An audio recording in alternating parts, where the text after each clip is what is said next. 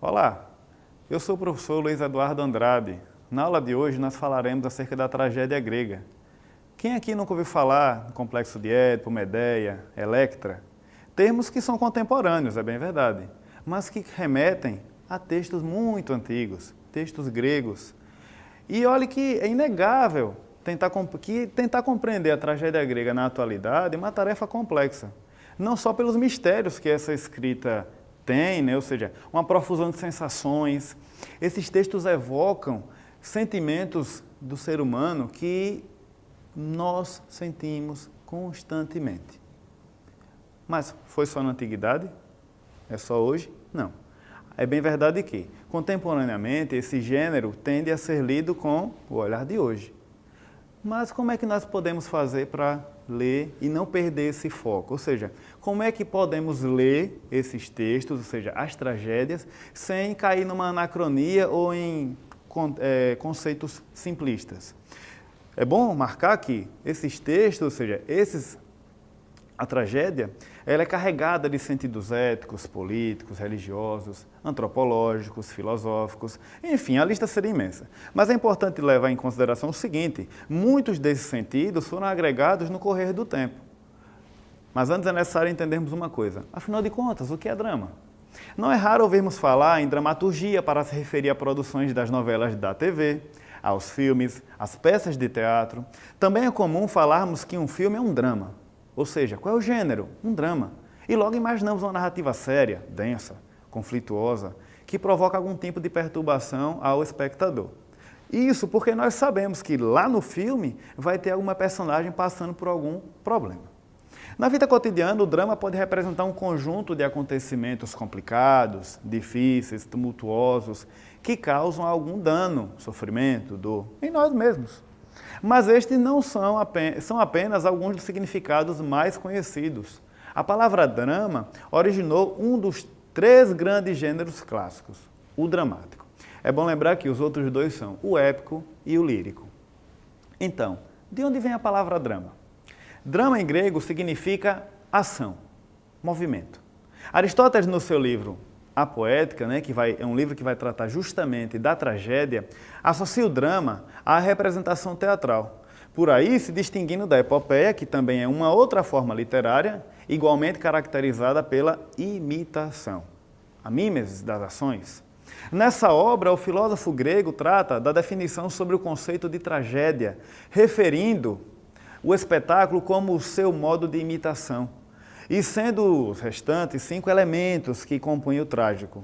Os 5 elementos são a fábula, os caracteres e o pensamento, como elementos estruturantes do gênero. Já a elocução, o canto ou a música configuram-se como o meio de imitação.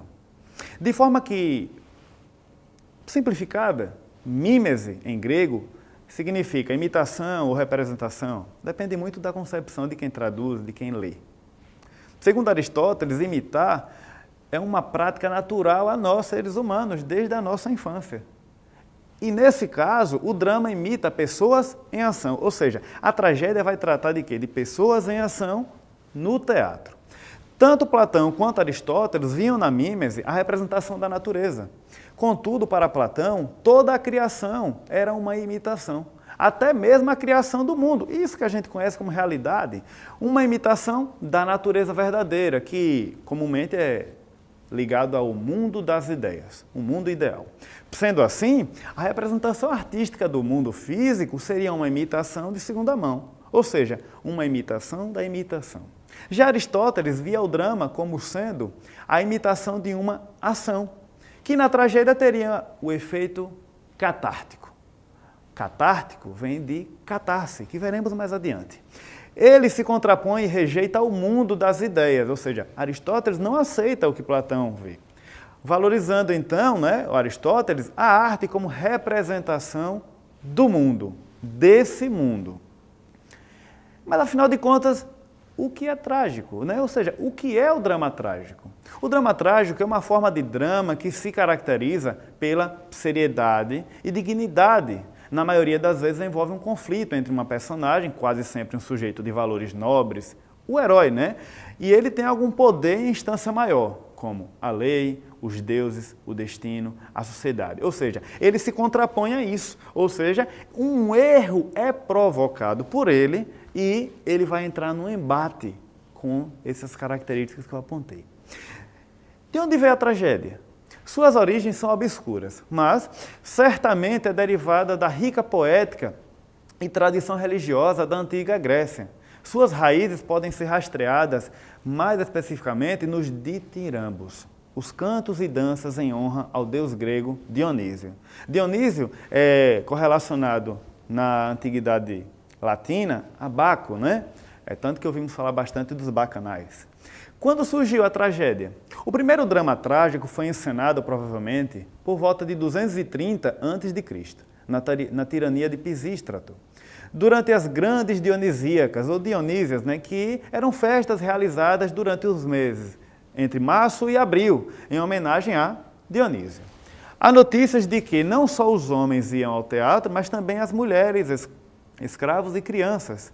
Segundo alguns helenistas, como são chamados os estudiosos da cultura grega, os pobres recebiam algum pagamento para assistir às encenações trágicas. Daí que podemos inferir que todos iam. Era numerosa a quantidade de gente que conhecia a tragédia. Então, o teatro era um meio de divulgação daquelas ideias. Por isso que é bom levar em consideração o seguinte: por mais que a tragédia estivesse ligada à questão religiosa do ritual do Dionísio, né, do deus Dionísio, ela também tinha um sentido político. Qual foi a primeira tragédia? Bem, muitas das tragédias que se tem notícia se perderam no tempo. Poucas sobraram, né? Pouco mais de uma centena. A primeira delas, a que chegou até nós, foi Os Persas, de Ésquilo. Mas não foi ele o primeiro trágico. Há documentos que indicam Tépsis como o primeiro trágico. E houve outros que a ele se seguiram, como Quérilo e Frínico. Mas quem foram realmente os primeiros tragediógrafos, ou seja, os principais, né? A literatura grega reúne 3 grandes tragediógrafos, cujos trabalhos ainda existem. São eles: Ésquilo, Sófocles e Eurípides. Ésquilo é reconhecido frequentemente como o pai da tragédia, não porque ele tenha sido o primeiro, mas pela importância e pela forma como os outros o seguiam, o imitavam de alguma forma, ou seja, ele era referência, né, para Sófocles e para Ésquilo. Dos livros dele mais importantes, nós podemos citar Os Persas, Sete contra Tebas, né? No caso de Sófocles, a importância dele está ligada a Édipo Rei. Com certeza é a tragédia mais conhecida, que se segue a Antígona e Édipo em Colônia, ou seja, há uma trilogia, né, em torno do rei Édipo. Eurípides escreveu Medeia, né, tão famosa por ter assassinado seus filhos, Hipólito e as fenícias, as troianas. Enfim, esses são os 3 escritores de tragédia grega mais conhecidos e que hoje nós temos muito mais leitura e vários trabalhos acerca dele. Enfim, o que significa tragédia, né, que até agora a gente não sabe? Bem, tragédia vem do grego tragos, que significa bode, e oide, que significa canto. Logo, a gente pode inferir que tragédia seria o canto do bode. Daí que nós compreendemos que o bode é a representação do deus Dionísio. Por isso que nós podemos novamente apontar que a tragédia está estritamente ligada a Dionísio, né? As festas em homenagem a essa divindade. Antes de adentrar em outros aspectos, eu queria apontar alguns pontos básicos que são importantes na tragédia, características estruturais.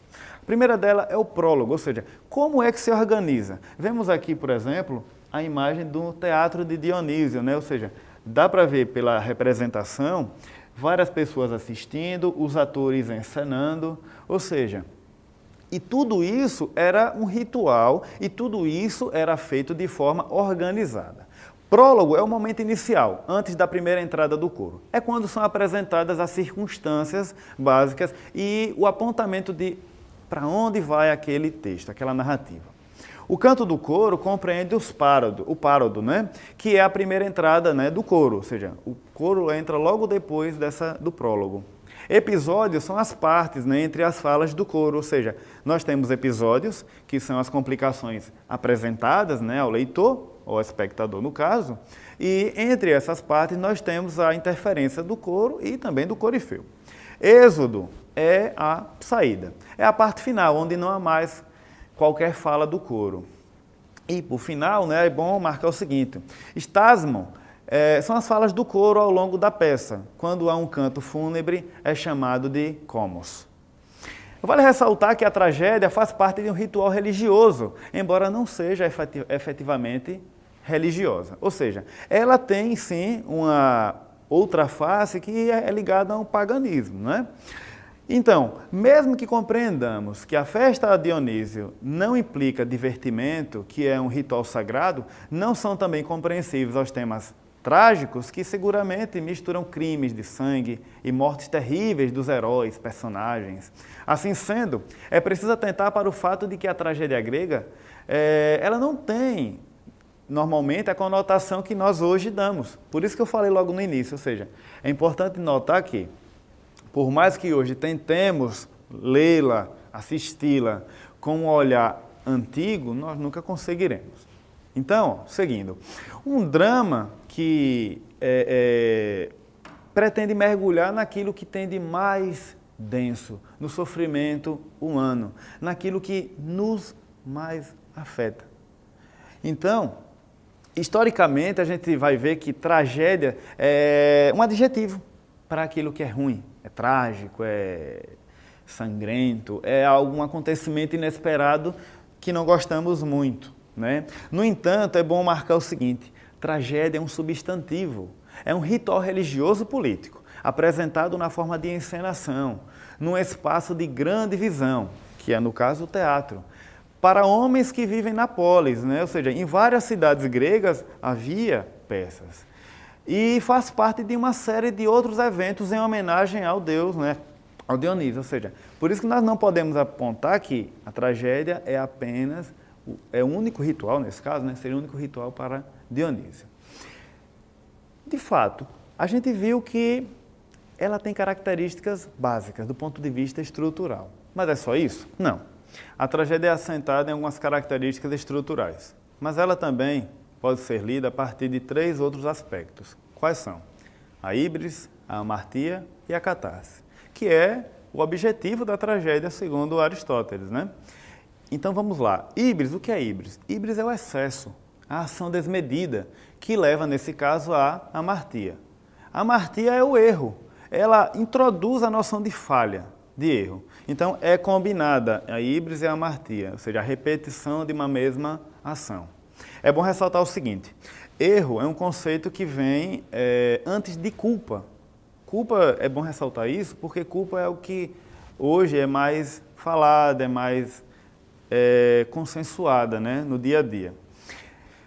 E como podemos apontar isso? É porque erro é um conceito anterior, ele foi introduzido antes de culpa, no caso no Ocidente, já que culpa tem uma ligação muito mais próxima, muito mais voltada ao cristianismo. Além disso, culpa tem um sentido mais individual, né? Já erro não. Erro no sentido trágico é ligado à comunidade, ou seja, o erro de um seria o erro de todos. No caso, a comunidade aí que eu coloquei, ela seria responsável por aquele sujeito que errou, ou seja, ela é corresponsável. A identidade de cada um é a de todos. De modo que o erro cometido não é responsabilidade de um sujeito, mas é previsível por todos. Ele pode ser aceito e expurgado, ou seja, é uma dupla face, ou seja, conjuntamente, apesar de praticados por alguns, todos são corresponsáveis pelo erro de um. Erro ou falha, né? É bom colocar isso. Dirimir o erro é salvar a comunidade e nunca somente a si mesmo. Questão difícil, né, de compreensão para a nossa época. Prova disso a gente vai ver quando lermos Édipo. Em Édipo Rei, ele erra, né? Ou seja, ele assassina o seu pai e casa-se com a sua mãe, inclusive tendo filhos. Esse é o erro dele. Então, veremos que essa tragédia ela gira em torno da busca, né? Já que Tebas estava sendo assolada por males. Então, a busca é onde está o erro, quem causou, de que forma. Então, ó, se uma sociedade ela é manchada, então ela precisa ser purificada. Então, o erro cometido por algum de seus membros vai desaparecer conforme todo aquele grupo que assiste e que inclusive encena chega a catarse. Por isso que é bom levar em consideração que a tragédia ela tem um sentido ético. Ethos, de forma mais superficial, é um conjunto de normas e valores de uma sociedade. No rigor do termo, significa morada, moradia, é o local onde você se situa. Então, a tragédia é um ritual conhecido como catártico. Ele produz catarse. E o que é catarse? Catarse é a purificação. É aquela forma simbólica de retirar o mal da comunidade. Sentimos isso constantemente ao assistir a um filme, ao assistirmos a uma novela, e aí nos colocamos dentro da cena, de modo que nós nos sentimos mal, bem, angustiados. Tudo isso leva à catarse.